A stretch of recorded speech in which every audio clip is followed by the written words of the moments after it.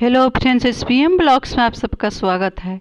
मैं आज लेकर के आई हूँ ज्येष्ठ शुक्ल पक्ष की एकादशी निर्जला एकादशी व्रत कथा एवं महात्म। ज़्यादा न देर करते हुए मैं अब कथा शुरू कर रही हूँ। जो मेरी कथा अच्छा लगेगा तो मेरे इस वीडियो को लाइक शेयर एवं सब्सक्राइब करिएगा और कमेंट बॉक्स में श्री नमः भगवते वासुदेवाय जरूर लिखिएगा। श्री भीमसेन बोले कि हे पितामह भ्राता युधिष्ठिर, कुंती, द्रौपदी, अर्जुन, नकुल और सहदेव आदि एकादशी के दिन व्रत करते हैं और मुझसे एकादशी के दिन अन्न खाने को मना करते हैं।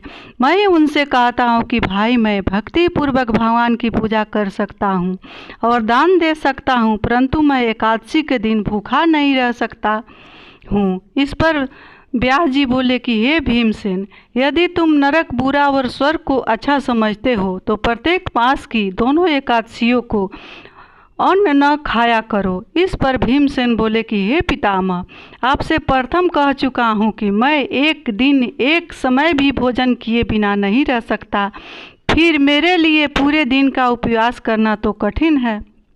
मेरे पेट में अग्नि का वास है, जो अधिक खाने को पर अशांति होती है और मैं प्रयत्न करूं तो एक व्रत अवश्य कर सकता हूं।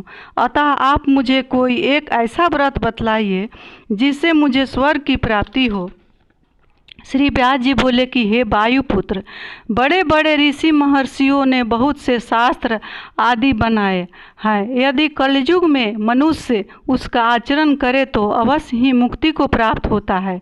उनमें धन बहुत खर्च होता है। उनमें से जो पुराणों का सार है उसे कहता हूँ कि मनुष्य को दोनों पक्षों की एकादशियों का व्रत करना चाहिए, इससे उन्हें स्वर्ग की प्राप्ति होती है। श्री व्यास जी बोले कि हे भीमसेन, कृष्ण और मिथुन संक्रांति के मध्य में ज्येष्ठ मास की शुक्ल पक्ष की एकादशी होती है, उसका निर्जला व्रत करना चाहिए। इस एकादशी के व्रत में स्नान और आचमन में जल वर्जित नहीं है, लेकिन आचमन में 6 माछे जल से अधिक नहीं लेना चाहिए। इस आचमन से शरीर की शुद्धि हो जाती है। आचमन में 6 मासे से अधिक जल मद्यपान के समान है। इस दिन भोजन नहीं करना चाहिए, क्योंकि भोजन करने से व्रत नष्ट हो जाता है।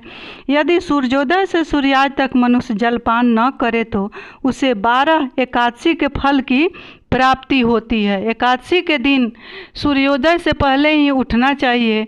इसके पश्चात भूखे ब्राह्मण को भोजन कराना चाहिए। तत्पश्चात एवं स्वयं भोजन करना चाहिए। इसका फल 1 वर्ष संपूर्ण एकादशियों के फल के बराबर है।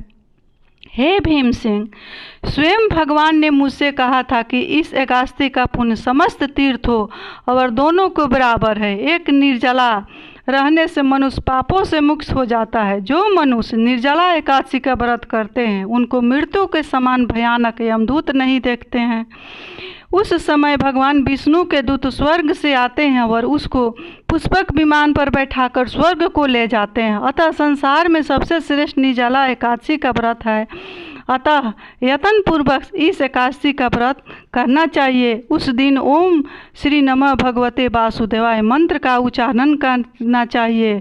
उस दिन गौदान करना चाहिए। वासुदेव जी के ऐसे वचन सुनकर उसने निर्जला व्रत किया। एकादशी को भीमसेन या पांडव एकादशी भी कहते हैं। निर्जल व्रत करने से पहले भगवान की पूजा करनी चाहिए और उनसे विनय करनी चाहिए कि हे भगवान, आज मैं निर्जला व्रत करता हूँ, इसके दूसरे दिन भोजन करूँगा। मैं इस व्रत को श्रद्धापूर्वक करूँगा, उससे मेरे सब पाप नष्ट हो जाए। इस दिन एक बड़े वस्त्र में ढककर स्वर्ण सहित कलश पानी भरकर दान करना चाहिए। जो मनुष्य इस व्रत का प्रहर में स्नान तप आदि करते हैं उनको करोड़ों फल स्वर्ण दान का फल मिलता है। जो मनुष्य इस दिन यज्ञ होम आदि करते हैं उसका फल वर्णन भी नहीं हो सकता। इस निर्जला एकादशी के व्रत से मनुष्य विष्णु लोक को जाता है। जो मनुष्य इस दिन अन्न खाते हैं निर्जला एकादशी के व्रत दिन वो विष्णु लोक को नहीं जाते हैं। जो मनुष्य इसी दिन अन्न खाते वो चंडाल समझना चाहिए, वे अंत में नरक जाते हैं। ब्रह्म हत्या का पाप लगता है। मद्यपान करने वाले, चोरी करने वाले, गुरु से द्वेष करने वाले, असत्य बोलने वाले इस व्रत को करने से स्वर्ग को जाते हैं। हे कुंती, जो पुरुष या स्त्री इस व्रत को श्रद्धापूर्वक करते हैं उनके निम्नलिखित कर्तव्य हैं। उन्हें सर्वप्रथम विष्णु भगवान को पूजा करनी चाहिए, तत्पश्चात गौदान करना चाहिए। उस दिन ब्राह्मणों को दक्षिणा, मिष्टान आदि देना चाहिए। निर्जला के दिन अन्न, वस्त्र, छत्र, अपाहन आदि का दान करना चाहिए। जो मनुष्य इस कथा को प्रेम पूर्वक सुनते व पढ़ते हैं उनको स्वर्ग की प्राप्ति होती है।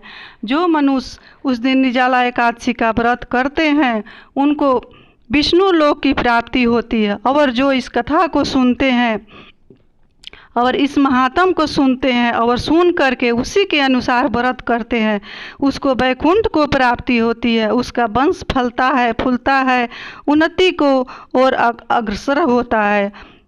जो स्त्रियाँ इस दिन व्रत को करती है, निर्जला व्रत रहती है, उसको अखंड सौभाग्य की प्राप्ति होती है। और जो पुरुष इस दिन व्रत करता है उसको महालक्ष्मी की प्राप्ति होती है। ओम श्री नमः भगवते वासुदेवाय नमो नमः।